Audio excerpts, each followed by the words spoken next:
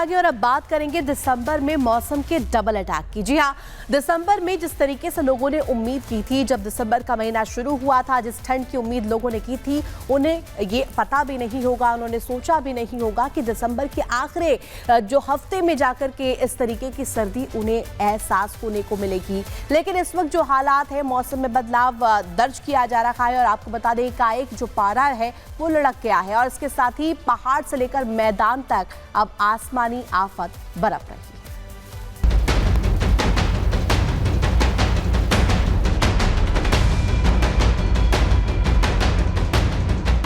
जम्मू कश्मीर, हिमाचल प्रदेश और उत्तराखंड, दिसंबर के महीने में इन तीनों ही राज्यों की तस्वीर काफी बदल जाती है।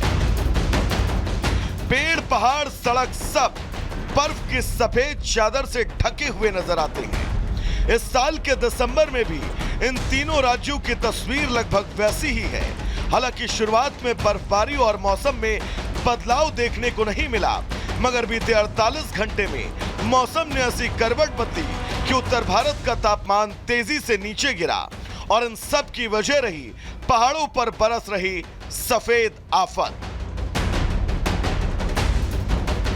शुरुआत उत्तराखंड से करेंगे क्योंकि बर्फबारी की सबसे ताजा खेप इसी राज्य के पहाड़ों पर पहुंची है। पूरे उत्तराखंड में बारिश बर्फबारी का डबल अटैक हुआ। उत्तराखंड में 2 दिन से मौसम के तेवर तल्ख हैं। करीब 100 गांवों का संपर्क सड़क मार्गों से कट गया है और लोग घरों में कैद हैं।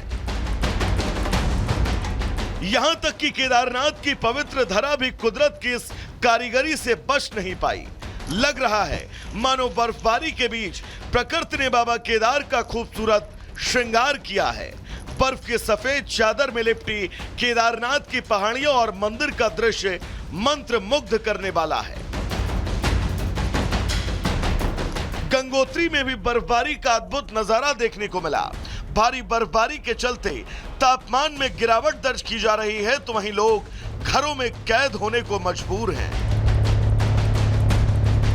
उत्तराखंड से सटे हिमाचल में तो नए साल के जश्न के लिए लाखों की संख्या में सैलानी पहुंच गए, लेकिन उन्हें कहां पता था कि बर्फबारी उनके जश्न के जोश को ठंडा कर देगी।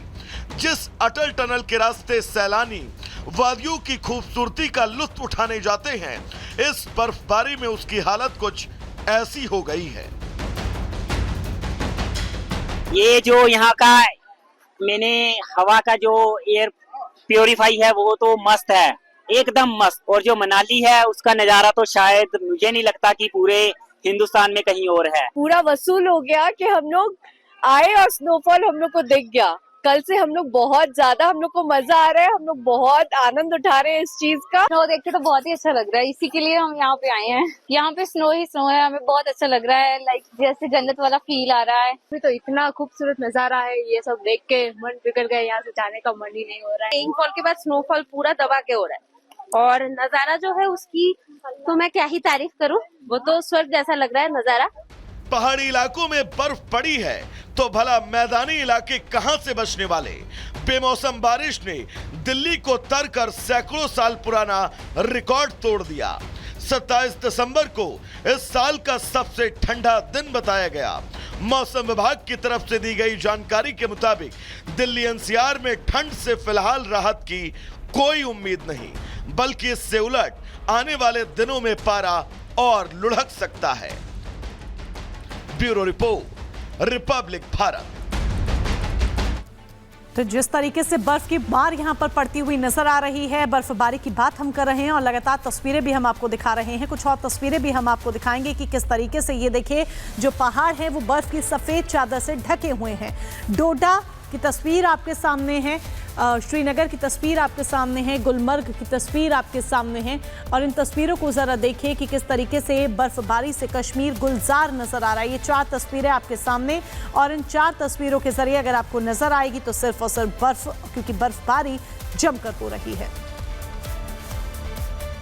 और चलिए अब बात करेंगे बिहार की। बिहार में खास तौर पर अगर बात करें राजधानी पटना में, तो बीपीएससी परीक्षा को लेकर के जो छात्र है इसे रद्द करने की मांग को लेकर सड़कों पर है, लगातार प्रदर्शन कर रहे हैं। और अब विपक्ष ने भी इस मुद्दे को हाथों हाथ ले लिया है और जमकर मौन का निंदा कर रहे हैं इस मामले को लेकर के, जब छात्रों पर लाठीचार्ज हुआ। बिल्कुल, छात्रों पर जिस तरीके से लाठीचार्ज किया जा रहा है उसकी निंदा विपक्ष करता हुआ नजर आ रहा है। और अब तो प्रशांत किशोर ने भी इस पर बयान दिया है, और सिर्फ बयान ही नहीं दिया, अपनी प्रतिक्रिया ही नहीं दी, बल्कि प्रशांत किशोर छात्रों के बीच भी पहुंचे। उन्होंने वहां से साफ सीधे तौर पर कह दिया कि अगर छात्रों पर अब लाठीचार्ज किया जाता है तो सरकार गिर जाएगी। रिपोर्ट देखिए।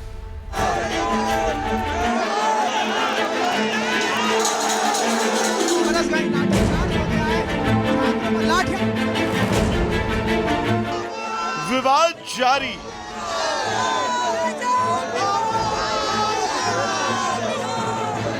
छात्रों के भविष्य पर ग्रहण भारी।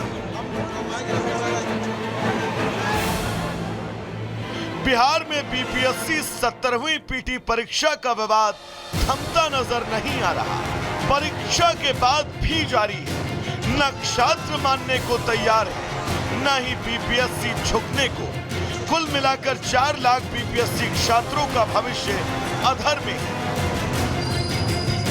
लेकिन छात्रों के आंदोलन को अब सियासी दलों का साथ मिलने लगा है।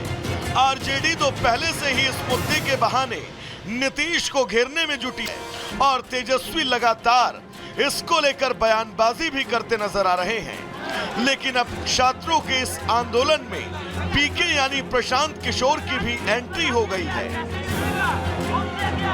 प्रशांत किशोर पहले भी छात्रों से मिलकर उनके लिए सड़क पर उतरने की बात कह चुके हैं। उन्होंने यहां तक कहा था कि अब एक बार भी छात्रों पर लाठी चली तो नीतीश की सरकार गिर जाएगी। प्रशांत किशोर ने नीतीश सरकार को शनिवार के दिन 12 बजे तक अल्टीमेटम दिया था। अल्टीमेटम खत्म होते ही प्रशांत किशोर पर एक्शन मोड में नजर आ रहे शनिवार को आंदोलनकारी छात्रों से मिले, जिसके बाद ये फैसला हुआ कि आज गांधी मैदान में छात्र संसद का आयोजन होगा, जिसके बाद आंदोलन की दशा और दिशा तय होगी। ये पूरी तरीके से नीतीश कुमार जी को इन लोगों ने कैद कर रखा है। अब वो होश में नहीं है, उनके केवल चेहरे को आगे करके जो है सरकार जो है चलाया जा रहा है। ये सच्चाई है। पूरी तरीके से यहाँ जो है प्रशासनिक अराजकता जो है फैल चुकी है। अब बिहार में कोई ऐसा एग्जाम नहीं है जो बिना किसी अनियमितता के, बिना भ्रष्टाचार के, पेपर लीक के अगर हो जाए, ऐसा संभव ही नहीं है। इस चीज को हम लोग को जड़ से खत्म करना है। वहीं बीपीएससी ने साफ कर दिया है कि परीक्षा रद्द नहीं होगी। परीक्षा में कोई गड़बड़ी नहीं हुई। आयोग का कहना है कि पेपर लीक के आरोप निराधार हैं। कुछ असामाजिक तत्व छात्रों को गुमराह कर रहे हैं। बीपीएससी के अड़ियल रवैये से छात्रों का भविष्य अधर में है।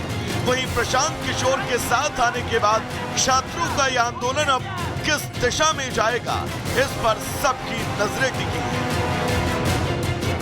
Bureau report, Republic Bharat.